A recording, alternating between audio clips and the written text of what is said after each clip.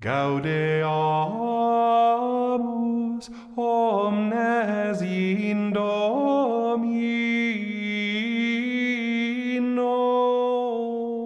I am going the way of the fathers, for I see myself being summoned by the Lord.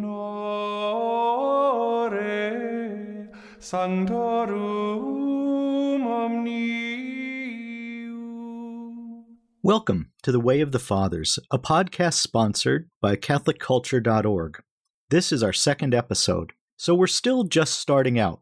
We're still talking about the Fathers in general, preparing for our pilgrimage through history, where we'll meet the Fathers one by one, episode by episode. Some years ago, I was on a transatlantic flight, and I sat beside a reference librarian. She was recently retired after a long career at an evangelical seminary, and she told me that she loved her work. She had helped thousands of young candidates for the clergy to reach beyond themselves, their own inchoate thoughts, and the suppositions of their local congregation. Through books, she showed them a wider world. She had introduced them to biblical scholarship and the vast writings of the seminary's Mennonite heritage. She was zealous for her profession, and at a certain point, she apologized for going on so long. "What do you do?" she asked me. I told her I'm a writer, and she asked what I write about. I told her history, and she asked what period I favored. I said, the first 3 centuries of Christianity, and she looked stunned. She asked, "Do we even know anything about that period?" Well, now it was my turn to be stunned. "What if I told you," I said, "that my office is lined with bookshelves, floor to ceiling, wall to wall, and most of them are filled with books by and about the Christians of that period?" She had no idea. I tell this story not to pick on Christians of any tradition, and certainly not to pick on a woman whose accomplishments were impressive. I've had similar conversations, in fact, with fellow Catholics. I tell that tale to highlight the simple fact that many Christians, if not most, are unaware of the life of the early church. This is sad at face value, but it's tragic when we consider that the writings of the Church Fathers are more available today to more people than they've ever been in all of history. There are now 3 extensive series of English translations of the major works of the Fathers.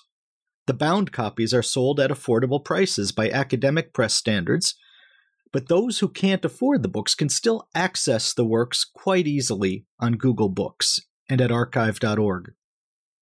Transcriptions of the old Edinburgh series are available in searchable text format on several websites, including CatholicCulture.org. And there are countless smaller series that spotlight selections from the works of individual fathers. Never before have the writings of early Christianity been so accessible and so affordable, and yet they're largely unknown. It's as if we Christians are sitting and starving while a banquet awaits us. It's as if we don't even know that the banquet is there. Our medieval ancestors were aware of the Fathers, and yet they had only limited access to their works. There was no internet, of course, and the printing press had not yet been invented. Books had to be copied out by hand, and that cost serious money. Great scholars knew about the works of the Fathers, but couldn't buy or borrow them without extreme expense and arduous effort. St. Thomas Aquinas said that he'd gladly give all of Paris in exchange for St. John Chrysostom's commentary on St. Matthew's Gospel. If you're holding a smartphone in your hand, you can call up that commentary right now in an excellent translation, and you can read until your battery runs out. You won't have to trade any of Paris for it. In fact, you won't have to pay a cent. If the medievals could only wish to read the Fathers, we might instead have the opposite problem. We can find ourselves overwhelmed by the quantity of material available to us. I wasn't exaggerating when I described my office to my seatmate on the plane. My volumes of the Fathers rest on shelves that stretch wall to wall and floor to ceiling. These are my inheritance from 2 dear scholar friends who left me their libraries. But my friends themselves were the beneficiaries of centuries of scholarship. Our current boom in early Christian studies actually stretches back to the time of the Protestant Reformation. The Reformers and their followers were certain that if they dug into the works of the Fathers, they'd find vindication for their program and proposals. So they began their researches. It was a Lutheran scholar who first used the word patrology to denote the study of the Fathers, and he did so in 1653. But the Catholic humanists soon took up the challenge. Erasmus of Rotterdam, for example, published new editions of some of the oldest names in Christianity: Irenaeus of Lyon, Origen of Alexandria, Hilary of Poitiers, Jerome of Stridon, Augustine of Hippo, and John Chrysostom. The battle was engaged, and it was a battle of books that would be blessings to the generations that followed, including our own. The Fathers exercised a moderating influence on the later Protestant reformers. John Wesley's movement of renewal was profoundly influenced by his study of the Fathers. In Anglicanism, the Oxford movement, begun in the early 19th century, produced a veritable industry in patristic scholarship and translation. Much of that work is still in print, and so much more has superseded it. So we should know better, and yet we don't. And that's what I hope we can do together with these podcast episodes. I want us to draw close to the Fathers, drawing from the best of these recent centuries of studies. I want us to draw close to the Fathers and see them. I don't want them to get lost as they once did because they were simply unavailable. But at the same time, I don't want them to be obscured by the superabundance of material we have at our command. So I'll be selective, and I'll strive to be true. I won't shy away from their faults, but neither will I try to cover up their greatness because they fail to meet 21st century standards for interreligious dialogue or interpersonal sensitivity. The Fathers were products of their times, but they were also the men who made possible our times. Our modern ideals were literally unthinkable before the early Christians dared to think them. Without the Fathers, we would not have so many of the principles and institutions we cherish. Without their soundings, we could not speak intelligibly today about human dignity, human equality, the rights of women, the rights of children, or morality on the battlefield. Without the foundations the Fathers laid, we would not have hospitals, or universities, or hostels, or orphanages, or hospices. For all this, we owe the Fathers a debt we cannot repay. We owe them a debt of piety, the same sort of love we owe our parents and our native land. Filial piety is a good reason for studying them today, but there are other reasons, and we shouldn't be ashamed of them. We should read the Fathers also because it's fun. They delighted in the work they did for God, and they often communicated that delight. They could be hilariously funny. St. Irenaeus wrote a savage satire of the Gnostic heresy. St. Jerome managed not only to refute his opponents, but also call their masculinity into question. And let's not forget St. Lawrence the Martyr, who told his torturers as he roasted on the gridiron, "Turn me over, I'm done on this side." We should read the Fathers because it's immediately rewarding. They wrote songs we still sing with gusto. They wrote the songs that we belt out when we're driving alone. Holy God, we praise thy name. Lord of all, we bow before thee.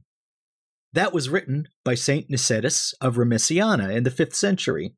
And then there's the profoundly moving Good Friday hymn. Sweet the wood and sweet the nails that bore so sweet a burden. That was written by St. Venantius Fortunatus in the 6th century. Ultimately, we read the Fathers because they have been drawing souls closer to Christ with remarkable effect for well over a millennium. Our patron, as we make this journey, is St. John Henry Newman, a great scholar and translator of the Church Fathers.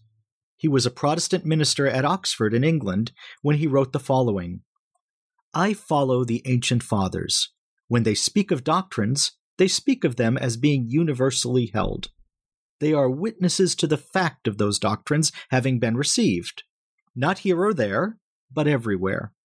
We receive those doctrines which they thus teach, not merely because they teach them, but because they bear witness that all Christians everywhere then held them.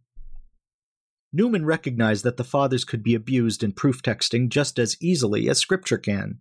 He saw them as honest informants and witnesses, not as oracles, and not as judges.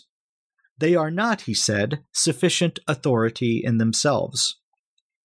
Even in their status as fathers, they bore witness to a church that preceded them, and a church that survived them. They were subject to the judgment of the church they served. The fathers are authorities, and the church is accountable to their witness, but the church is the father's true home, and the church's magisterium is the father's most reliable interpreter. Newman began his journey with the fathers of the church. He ended his journey in the Church of the Fathers. In the last book he undertook as an Anglican, he wrote, "Of all existing systems, the present communion of Rome is the nearest approximation, in fact, to the Church of the Fathers. Did St. Athanasius or St. Ambrose come suddenly to life, it cannot be doubted what communion he would take to be his own." Newman himself took that communion to be his own.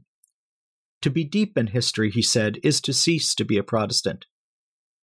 He was neither the first nor the last to come to that conclusion. Many scholars of the last century have followed the way of the Fathers, inexorably to Roman Catholicism. Among them, I number some of my personal heroes: Eric Peterson, Louis Boyer, Robert Louis Wilkin, Gary Anderson, and James Papandrea, to name just a few. Some years ago, when the Coming Home Network welcomed its 1,000th Protestant minister into full communion with the Church, I asked its founder, Marcus Grodi, how many of those 1,000 had come in by way of the Fathers. He paused for a moment, and then he said, "Out of 1,000? 1,000. So for Catholics, the Fathers have an apologetic value. They bear witness to the antiquity and ubiquity of the doctrines we hold today. But for everyone, the Fathers have an undeniable attractive power. The theologian Hans Urs von Balthasar praised them for their greatness, depth, boldness, flexibility, certainty, and a flaming love. The virtues of youth, he said, are marks of patristic theology." We could all use a bit more of that stuff. That's why we're walking together on the way of the Fathers. I hope you'll join me next time. De quorum solemnitate gaudent angeli et collaudant filium